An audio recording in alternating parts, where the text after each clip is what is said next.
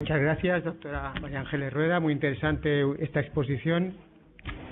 Y ahora vamos a dar paso al coloquio, con lo cual yo invito a que suban los ponentes y la doctora Teresa Sansegundo, que va a ser la moderadora. Voy a subir la silla.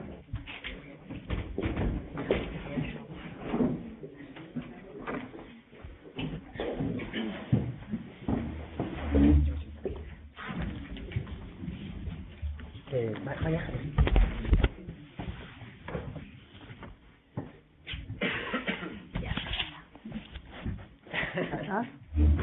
Esa.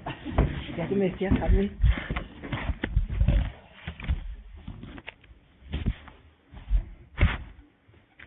Bueno, pues buenas tardes. A mí me toca hablar mañana, pero ya me presento y en primer lugar quiero dar las gracias a Ana Lagunas, la directora del Centro Asociado de Calatayud, por contar conmigo, a Alicia Rodríguez, compañera de la facultad y directora de este curso, y a Javier Villalba por su coordinación y organización. Y muchas gracias a todos los asistentes. Yo soy Teresa Sansegundo, trabajo en la UNED, soy profesora de Derecho Civil y me dedico a la violencia de género y a la violencia en la infancia y en la adolescencia. No es que venga de incógnita o de incógnito o me esconda detrás de las gafas, es que hoy he amanecido con un ojo fatal y por eso estoy aquí con gafas de sol. Bueno, pues es un lujo estar en esta mesa porque creo que ha sido muy interesante todo lo que se ha ido exponiendo. O sea, primero la visión de la profesora Alicia Rodríguez, como yo creo que ha sido el marco general de la violencia. Luego Javier Villalba lo ha introducido desde un punto de vista de la criminología con sus múltiples facetas. Y por último, la última ponencia, que ha sido muy interesante, sobre cómo lo ve el Código Penal y además resulta muy interesante dejar bien clara la diferencia entre el ámbito internacional y el ámbito nacional, ¿no? Porque el concepto de violencia de género es un concepto adoptado internacionalmente, pero sin embargo luego es muy dispar esto. Entonces, bueno, pues no sé, igual no se me oía bien. Bueno, entonces no sé si os apetece comentar algún aspecto que se haya quedado en el tintero o empezamos. Bueno, o si alguien del público tiene dudas. Bueno, dudas, preguntas, observaciones, comentarios sobre cualquier tema de los que ha salido esta tarde. Nada, no hay ninguna duda, ha quedado todo muy claro. Hola, buenas tardes. Mi nombre es Eduardo. En primer lugar, quiero dar la enhorabuena a los ponentes que de manera tan magistral y brillante han intervenido en sus ponencias. Soy componente de la Guardia Civil, ponente del plan director para la convivencia y mejora de la seguridad en los centros educativos y sus entornos, y concretamente con mi compañera Silvia somos ponentes de violencia de género que impartimos en los institutos de secundaria, bachillerato y a las AMPAs. Y la verdad que yo quería hacer una reflexión, si me permiten, en voz alta, dejarlo ahí un poco. Y yo creo que muchas veces invertimos mucho de nuestro tiempo, nuestro esfuerzo en explicar qué es la violencia de género, qué es la violencia doméstica, qué es la violencia de la mujer, qué es la violencia vicaria, los ilícitos penales que concurren cuando suceden estos hechos.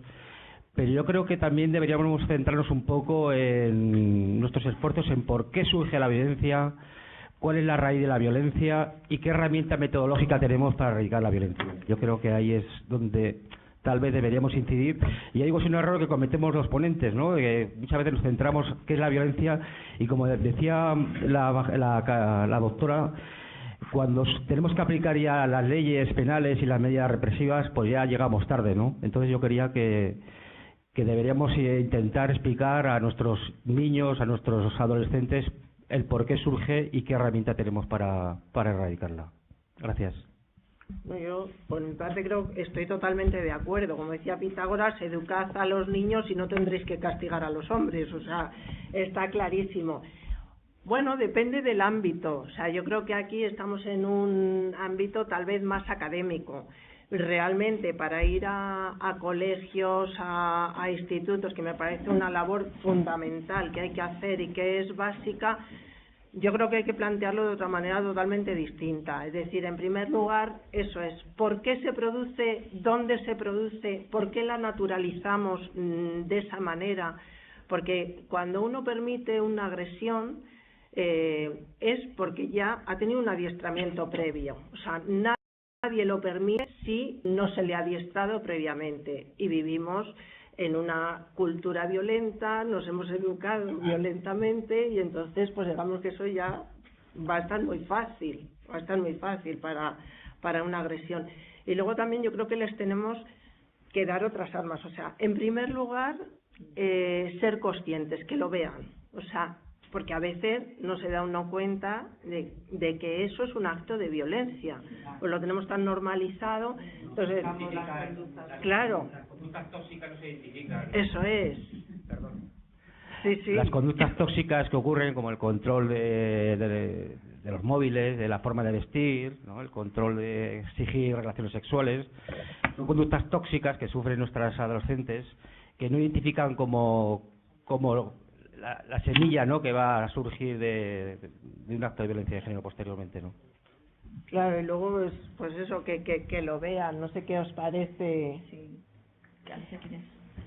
Sí, yo les voy a contar una historia real. No sé si ustedes recuerdan el caso de la gitana de la Tani. Fue en la zona de Madrid, fue muy famoso porque esta señora gitana mató a su marido en respuesta a la violencia que ella venía sufriendo del largo camino, y llegó un día en que el marido llegó borracho, aprovechó que estaba dormido y lo quitó de en medio. Evidentemente, esta conducta no se puede premiar, porque no estamos en el y yo más. Es decir, vamos a luchar todos contra la violencia en general. Esta mujer es detenida, es juzgada, pero es un caso del que se ocupan con mucho cuidado los servicios sociales, porque esta mujer tenía hijos que al ir la madre a la cárcel y el padre muerto quedan desamparados, ojo, en un barrio gitano, con el jefe gitano, que por cierto recuerdo en televisión, Ana Rosa Quintana hizo un programa, y entonces no recordará cómo se llama el jefe de los gitanos. Seguramente usted sí que me podrá decir cómo. En este momento no tengo. El patriarca. Que según los gitanos, eso lo decimos los payos. Ya. No lo dicen ellos, lo del patriarca. Bueno, pues como se diga gitano. Y total que esto se toca en el programa de Ana Rosa Quintana, y él llama por teléfono al programa y dice que esta mujer no tenía que haber matado a su marido, porque su marido lo que estaba haciendo era lo que tenía que hacer. Es decir, quitarle el dinero cuando ella llegaba a casa después de trabajar, quitarle el dinero, llegar borracho, y que eso era normal, que no entendía cómo esta mujer lo había matado, y encima casi que la sociedad aplaude. Entonces, estos niños son atendidos por los servicios sociales. Creo que el mayor, cuando ocurrieron los hechos, debía tener como 14 años. A los 4 años la madre sale de prisión en tercer grado, tal, y entrevistan al hijo mayor, que ya era mayor de edad, ya había cumplido los 18, y este chico cuenta que, claro, mientras él convivía en su círculo y con su familia y con todas las familias que hacían igual alrededor, pues que la situación de su casa le parecía de lo más normal del mundo, que luego había comprendido que eso pues no era lo normal, que había que tener otro comportamiento. con esto quiero decir, y vuelvo a lo que he dicho antes en mi ponencia, que hay que trabajar no solamente desde el mundo de la educación, sino también en las familias. Y a lo mejor los trabajadores sociales que tienen tantos problemas para encontrar trabajo, se les debería contratar mucho más por los servicios públicos para que fueran a esas familias de riesgo y trabajaran en esas barriadas y con esas familias de tal manera que estos comportamientos se fueran modificando y que los niños vieran dentro de su familia, de su barriada, otro comportamiento, además de lo que ustedes van a contarles cuando ellos están en la escuela. Porque claro, si en la escuela se les dice una cosa y llegan a casa y ven otra, la verdad es que se hacen un lío. ¿Qué optan? Pues por lo que les es más fácil. Y además, claro, el padre en su familia es un triunfador social. Es muy raro que la madre sea una triunfadora social. Quiero decir, todo relativo en el medio en el que se manejan. Y todos queremos ser como el que triunfa socialmente. Y si hay que canear a la pareja, se la canea. Y si hay que controlar a la pareja, se la controla. Pero yo quiero ser alguien que se me vea como la autoestima. Mi autoestima debe estar bien porque tengo que tener un reconocimiento social. Claro, si yo en un ámbito donde se canea a todas las mujeres, yo no casco a la mía, pues porque se habla, perdón, me estoy extendiendo un montón, pero se habla mucho del rol social asignado a la mujer y no se habla nada del rol social asignado al hombre. ¿Qué tiene que ser? El más guapo, por lo menos hasta ahora. Ahora ya no sé yo si para la próxima generación esto va a ser cierto, pero tiene que ser el más guapo, el más alto, el más sabio, el que lleva más dinero a casa. Y el que no cumple ese rol social, pues o es un calzonazos o... Está señalado por la sociedad directamente. Efectivamente, y a nadie nos gusta que la sociedad nos señale. Y entonces, pues es que tendremos que trabajar muchos frentes para conseguir esa finalidad de tolerancia cero frente a toda la violencia, no solamente la violencia de género, la violencia en general. Bueno, yo con esto, perdona, sí, te dejo que sigas. Es que has expuesto un caso, no sé si se me oye bien, has expuesto un caso, Alicia, muy interesante. A ver, ahora mejor. Sí, mejor. Has expuesto un caso muy interesante, el caso de la gitana. Sí, y bueno, es un caso interesante y apunto simplemente una reflexión, porque esto nos tiene también nos tiene que dar motivo para pensar algo. Vamos a ver, si un hombre mata a su mujer en como ha dicho antes el profesor Javier Villalba, en un ataque de ira, ¿cómo la mata? Bueno, pues permitidme la expresión, en un calentón, coge un arma, un cuchillo, lo que sea, la mata. ¿Eso qué es luego en el Código Penal? Un homicidio. Artículo 138 del Código Penal. Además, la ha podido matar incluso de frente. Es decir, de frente, no buscando un medio alevoso, no, de frente. Pena de prisión de 10 a 15 años. El caso de la Tania, como ha explicado Alicia,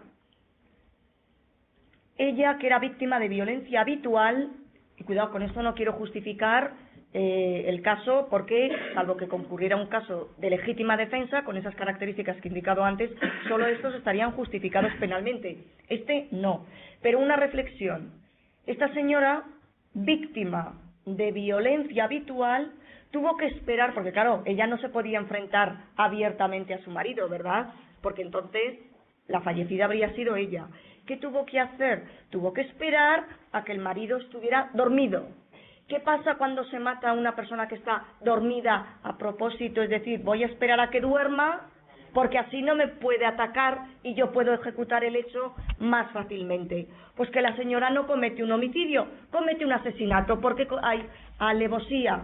Es decir, pena de prisión de 15 a 20 años. Lo digo porque a veces cuando se habla de... Es que a la mujer se le trata del mismo modo, o se le tiene que tratar del mismo modo al hombre y a la mujer, sí, pero cuidado, porque luego la realidad, cuando pasamos el filtro de la legislación, hay consecuencias más graves cuando aplicamos la legislación a la mujer, porque la mujer, por definición, en estos casos, y este es un caso que cuando lo has mencionado digo, es que aquí se pone claramente de manifiesto esta idea, que luego cuando hay violencia ejercida por parte de la mujer, al final, por las propias circunstancias del caso, recibe una mayor sanción. Cuidado, se lo merece porque se lo merece. Quiero decir, que no quiero decir que con esto la muerte del marido tenga que ser justificada, que no, en absoluto.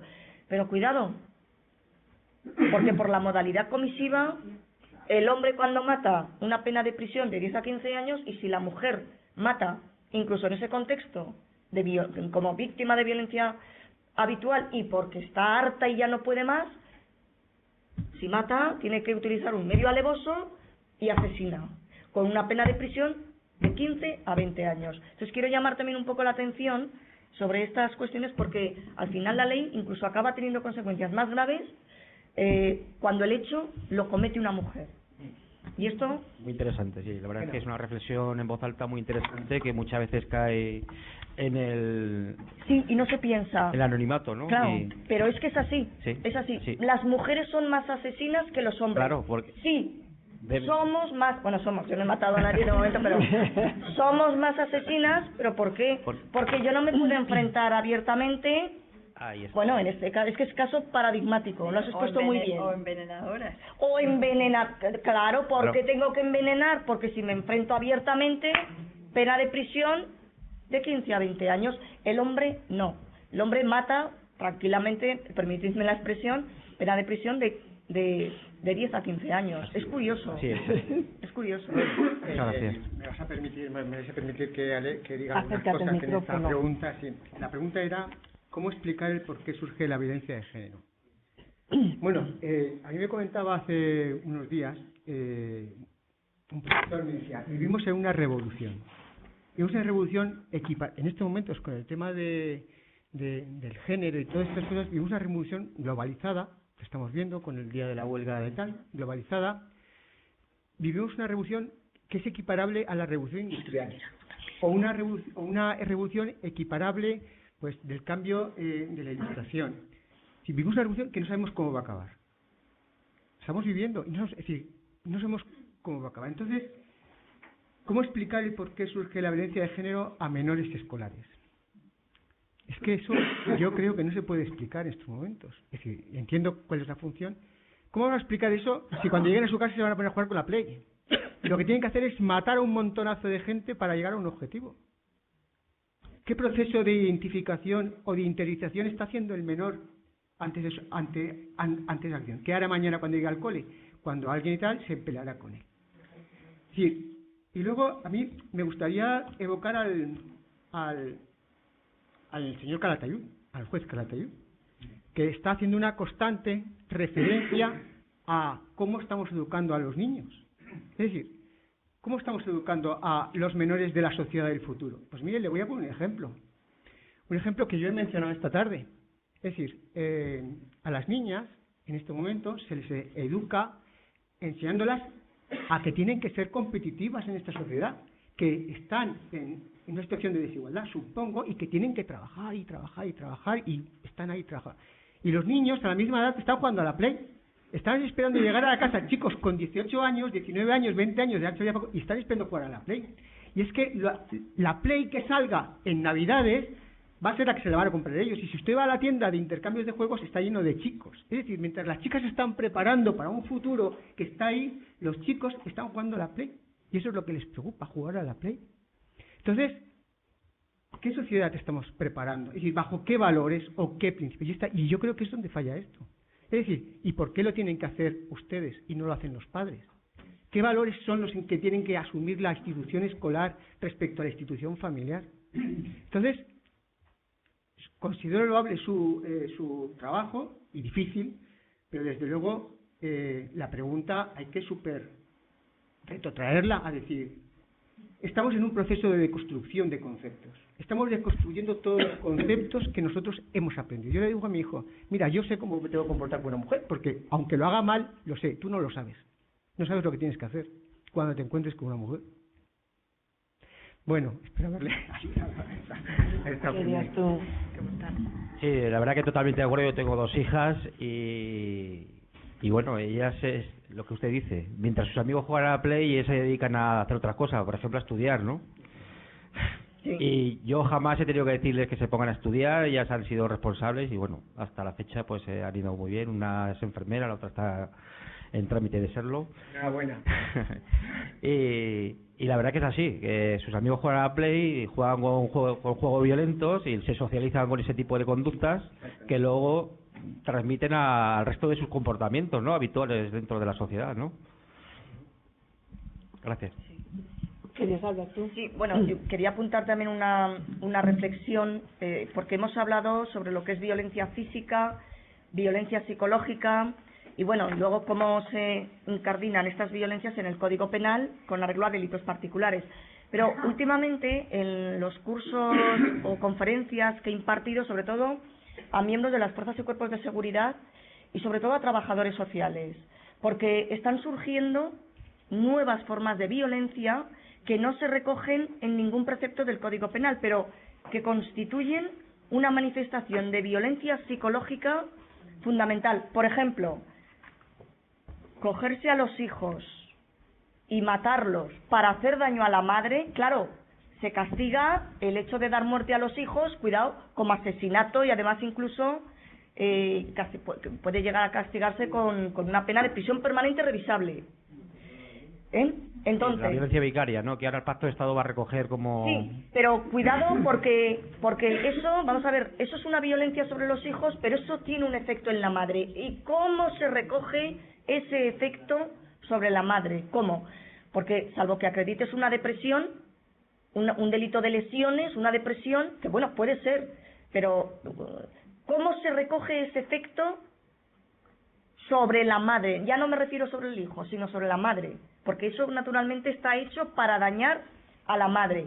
O, por ejemplo, el hecho de dañar a los animales domésticos. También, claro, lo que pasa es que esto a mí, yo no había pensado en esto, pero al hablar con trabajadores sociales, trabajadoras sociales, y al hablar con miembros de las fuerzas y cuerpos de seguridad, te transmiten esta realidad que dices, es que es verdad. Nosotros lo comentamos esto, ¿no?, el daño a los animales, a los objetos queridos, a... La violencia más grave que se puede hacer a una mujer es dañar a sus hijos, o sea, el caso de Ruth y José lo nombramos sí, siempre, que es hacer daño a la madre a través de los hijos, ¿no?, que es como más se le puede dañar, pero al fondo a quien se quería dañar no era a los hijos, sino a la madre, se emplea como instrumento, igual que la violencia que se ejerce, pues eso, el carácter instrumental, ¿no?, que queremos someter. ¿Y cómo te someto? A través de la violencia. No quiero ejercer una violencia porque sí, porque hemos tenido un accidente de coche, me bajo, me la chapa el coche y te doy una bofetada con el fin de ejercer un daño. No, es la manera de tenerte sometida y lo hago a través de la violencia. Y si me permites, porque es algo que siempre tengo en cabeza, cuando hablamos de casos que, por ejemplo, el Estado, ¿vale?, contabiliza todos los casos en el que es la pareja la que ha matado, o sea, es que estoy nerviosa, el hombre a la mujer, y yo siempre me gusta hacer hincapié en que para mí es como una ecuación, ¿no?, en el que se tiene que dar todo, hombre sobre mujer, por el hecho de serlo, ya que la considera carente de los derechos mínimos de libertad, respeto, capacidad de decisión, etcétera. Y, por ejemplo, en el caso que el Estado contabiliza como como víctima de violencia mortal, en el que un señor de 90 años acaba con la vida de su señora porque está postrada en una cama desde hace 2 años, yo ahí no veo que haya un sometimiento. Para mí no sería violencia de género, a pesar de que está contabilizado la víctima como tal, pero ahí si hacemos una película como la que creo que echan hoy de Luis Tobar, en el que se ve claramente una relación durante meses, años, en la que al final pues se acaba con la vida de la mujer, en el que se ha estado ejerciendo pues eso, una violencia de una manera escalonada hasta que se acaba con la vida de la mujer, pero en estos casos no, han sido 60 años de feliz matrimonio en el que ha habido muchas atenciones y en el que no voy a valorar si acertado o desacertadamente este señor toma la decisión esa, como en su día pues el Ramón Samper tal, me explico, ¿no? Sí, totalmente de acuerdo. Y me vais a perdonar que estoy muy nerviosa. No, pero muy bien, estamos en familia. Pero para mí sí que es verdad que dices, bueno, está contabilizado como tal, pero para mí no es, porque no ha habido un sometimiento ni ha habido ahí Totalmente de una acuerdo. trayectoria. Totalmente de acuerdo. Vuelvo a repetir, desacertadamente, pero es como, bueno, quiero evitar el sufrimiento de mi mujer, llevamos 65 años de feliz matrimonio, la he adorado ella a mí y ahora, pues bueno, yo ya no me puedo hacer cargo, estoy también mal y... Claro, efectivamente. Es que, claro, ahí hay un problema distinto del problema que ahí está los jueces y detrás. magistrados tienen que hilar Claro. muy fino a la hora de interpretar Claro, pero ahí el delito problema penal. es Claro. el cuarto elemento que, bueno, es el que hemos Claro. mencionado. El cuarto elemento en este supuesto no concurriría. Claro. El problema es el que tú muy bien has expuesto y por qué el Estado acaba incluyendo estos casos dentro de las estadísticas. La respuesta te la voy a decir, porque el Estado no sabe su propia normativa. El Estado, bueno, no tenemos una persona Estado, ¿verdad?, a quien le podamos decir, es que tú, Estado, eres un incompetente. No se lo podemos decir. Pero es que el Estado no conoce o no comprende, que es peor, su propia normativa. Porque si tiene en cuenta su propia normativa, y sobre todo lo que está haciendo la jurisprudencia con esa normativa, no podría calificar como un caso de violencia de género este que tú estás describiendo. Claro que no. Claro que no. Lo que pasa es que los Estados se ven compelidos por estas normativas internacionales que definen la violencia de género de un modo distinto, y entonces, claro, a veces acaban incluyendo dentro de la misma bolsa todo, cuando no todo responde al mismo patrón. No sé si me explico. Sí, nosotros nos vemos muchas veces, y los compañeros de la Policía Nacional, en el problema de que cuando acudimos a un supuesto hecho delictivo de violencia de género, pues no sé, un ejemplo, yo me compro un Ferrari, que va a ser que no, y llego a casa y llega mi mujer, ¡ay, qué bonito! Se cae y raya la puerta, yo le doy un empujón y se cae al suelo y le hago una brecha. Claro. Y llama a los compañeros. A mí ya me detienen por un supuesto delito de violencia de género, cuando Sí. no es así. Claro. Sí. Pero si no me detienen, mi compañero pues va a estar... Bueno, pero la detención ya cabría, la detención y el juez... la detención provisional ya cabría, porque el simple empujón o maltrato, Claro. aunque no sea en un contexto de Claro, violencia claro. de género, Sí. lo digo, bueno, por las detenciones Sí. de los Jordis y demás que están en prisión cautelar, porque ha habido, se ha cometido hay indicios de que se ha cometido un delito. Claro, es que el simple hecho de maltratar o de coaccionar o de amenazar es delito, lo cometa quien lo cometa. Sí. Entonces, solamente ya por esa conducta... Sí, pero ya me van a hacer el VPR. Eso sí. Y a ver el grado de la orden de la medida de protección que le aplican a mi pareja o mi esposa, ¿no? Eso sí. O sea, yo quería salirme un poco del Código Penal y poner un punto de vista social, volviendo al hecho del marido que mata a la mujer, que está sufriendo, que es mayor, que tal. Bien, ¿con qué benevolencia se mira eso? Cuando resulta que hay miles de mujeres cuidadoras cuidando de sus maridos, de sus hermanos, de sus cuñados, de los suegros. Y, ojo, a ver, justo cuando el marido mata a esa mujer, se mira con ese cariño, digamos, pero resulta que ha sido incapaz, que es muy duro, ojo, que hay situaciones muy duras, que ya es duro estar con una persona mayor y atenderla años y años, pero cuántas mujeres lo están haciendo, y me parece injusto la visión que se daba aquí. Y también quería puntualizar una cosa, es lo de el maltrato a los animales, por ejemplo, o a los objetos. Si en un momento dado un hombre le mete un puñetazo al armario o le mete un puñetazo al sofá, de alguna manera está diciendo, esto te lo podría hacer a ti. Y esto se ha hecho toda la vida, y eso es el cuento del conde Lucanor. ¿Cómo alecciona el conde Lucanor a su mujer? Pues el día que se casa le dice al caballo, señor caballo, póngame la cena. Claro, el señor caballo no se la pone, y coge y le corta la cabeza. Después al perro, señor perro, que estoy sin cenar, póngame la cena. El perro no se la pone y le corta la cabeza. Claro, a la tercera se lo dice a su mujer. ¿Qué hace la mujer? Pues vamos, no duda en ponerle la cena. Entonces es que tiene un propósito muy claro el maltrato ese. O sea, yo esto recuerdo en un curso que empezamos a hablar de esto y nos contaba, por ejemplo, una alumna cómo su padre cogió un pajarito que era su mascota, lo cogió en la mano y lo fue apretando delante de ella hasta que lo mató. Entonces, bueno, pues no sé si tenemos que incluirlos en el Código Penal, pero desde luego tienen una carga de profundidad muy fuerte. Hay que pensar, claro, que hay nuevas formas de manifestaciones de violencia que habría que, bueno, pensar cómo incardinarlas en el Código Penal. Luego, respecto de lo que has comentado, simplemente en nuestra discusión acerca del supuesto de, bueno, en nuestro debate acerca del hombre de 90 años que mata a su mujer, cuidado. Nosotros no hemos dicho que sea una conducta impune o que merezca una comprensión, sino si tiene que ser calificado como un supuesto de violencia de género. No, o sea, ese es un caso de homicidio o asesinato en su caso, sin ningún género de duda.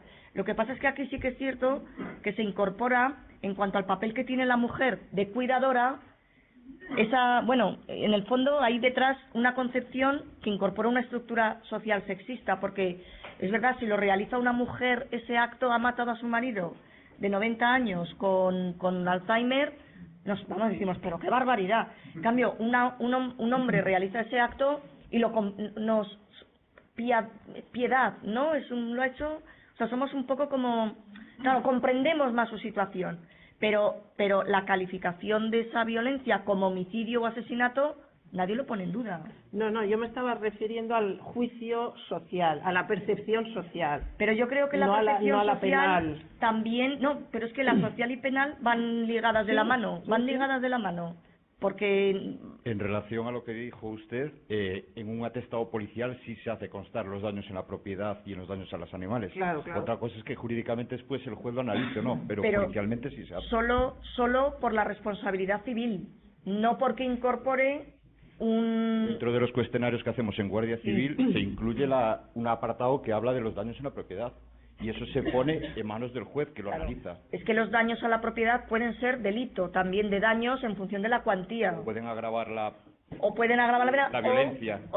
¿Agravar la violencia en qué delitos? ¿En qué delitos? Elevar el grado de la violencia de género dentro de la violencia. No hay... Y eleva dentro de la VPER también eleva pero elevará el riesgo, pero no la calificación delictiva. La calificación... Pero sirve para influir en la decisión después del juez en relación a si existe una violencia de género o no. Hombre, habría una violencia... Desde luego lleva siempre implícita la violencia psicológica. Esa desde luego. Sí, es así. Para incorporar ese o para acreditar ese elemento de poder discriminatorio, eso sí, ahí ya he dicho que es necesario acompañar los casos de un conjunto de hechos que puede que no impliquen per se un acto de violencia castigado como tal en el Código Penal, pero que incorporan, ¿verdad?, esa valoración discriminatoria. Para eso sí, pero quiero decir que ese acto concreto no tiene por qué ser un delito independiente de violencia de género. A eso me refería. Yo lo que refería es de género. Entrarían en la parte de violencia psíquica y sería de género. No, es que no, salvo que sea un delito de lesiones. Si no hay, es que vamos. No, es que no hay discusión. Es que el Código Penal recoge.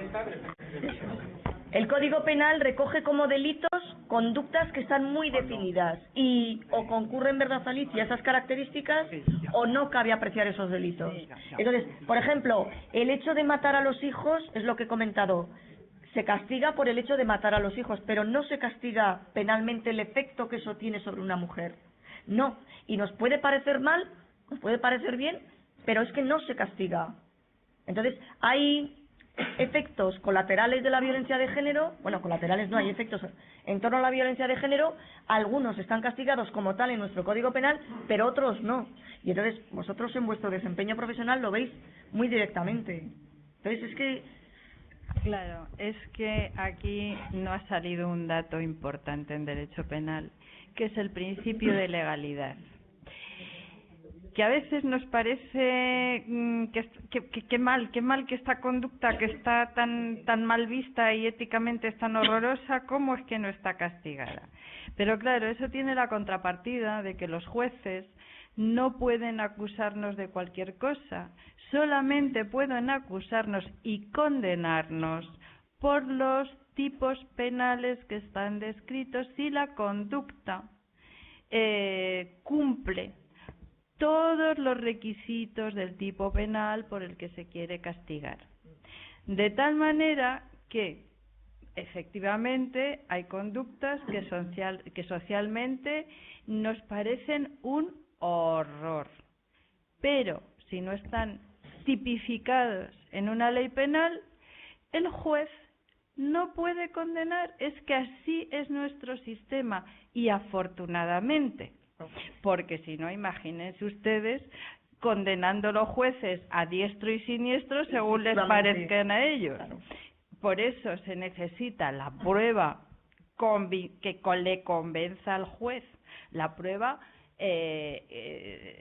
legalmente obtenida, no cualquier tipo de prueba, que además convenza al juez de que los hechos se produjeron así y que esos hechos entran dentro de una conducta tipificada penalmente, y entonces ahí hay condena. Entonces, es verdad que hay hechos que socialmente nos parecen horribles, pero no están tipificados, con lo cual hay que tener la habilidad de a ver si los colamos en algún tipo penal o en alguna circunstancia genérica, algo en la parte general. Están trabajando, ¿no? Tal. Como el acoso legítimo o stalking de la reforma. Claro, poco a poco. Poco a poco, ¿no? Claro, poco a... Todos, ¿no? Sí, Todos, sí. Bueno, se van introduciendo poco a poco. Claro, pero no cualquier cosa puede ser castigada por el Código Penal. Entonces, como decía María Ángeles, la profesora Rueda, pues, claro, luego habrá circunstancias, porque claro, toda actividad penal, de toda actividad penal castigada, se deriva una responsabilidad civil si es que hay unos daños que se puedan evaluar económicamente. Y esos datos que se recogen en el atestado van a servir para constituir el valor de esa responsabilidad civil derivada del delito.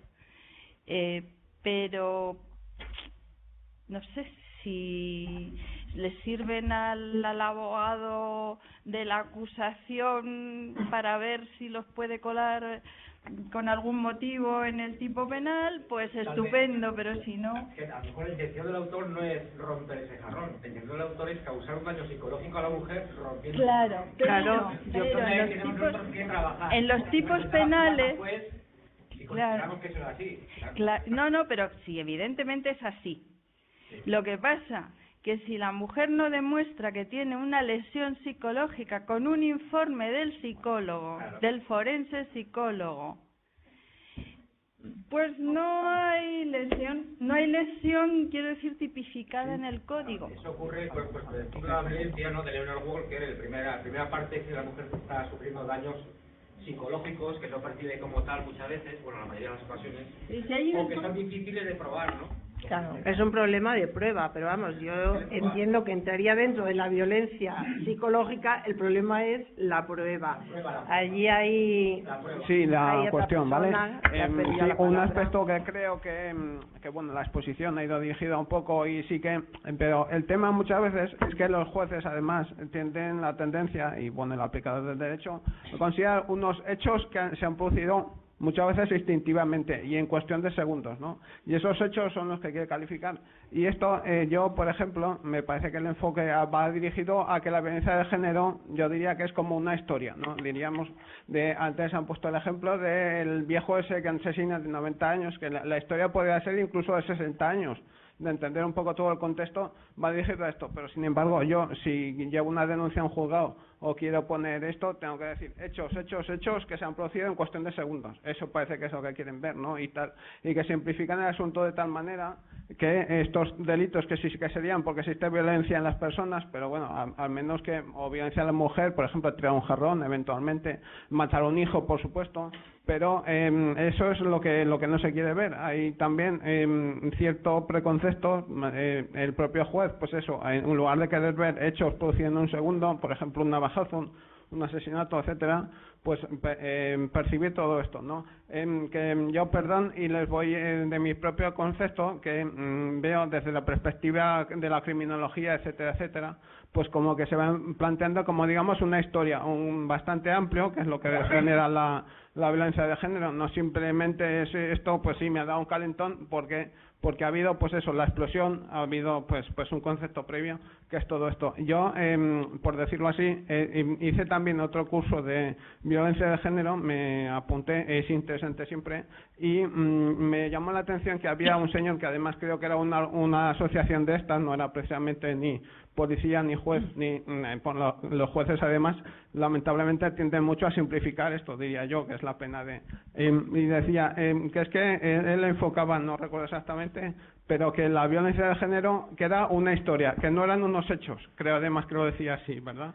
No sé si su opinión sería un poco en este sentido. Muchas gracias. No sé quién quiere contestar.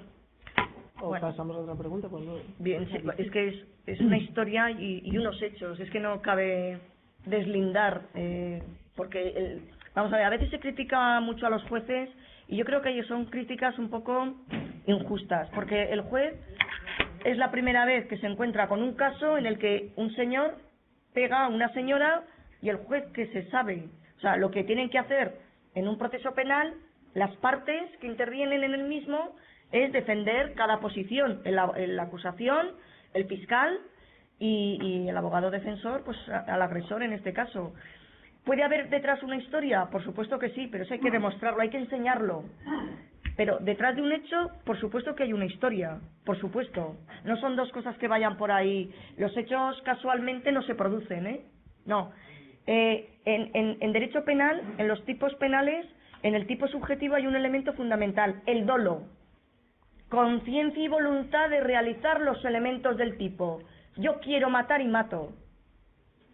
Yo quiero lesionar y lesiono. Yo quiero maltratar y maltrato. No es casual, no es circunstancial, no. Bueno, salvo que sea una imprudencia, cuidado. Pero eso es otra cosa. ¿Me explico? Entonces, no hay que deslindar hechos e historia. No. Van de la mano. Otra cosa es cómo enseñarlos en un proceso penal para que el juez, que es quien va a decidir, lo vea. Eso es difícil.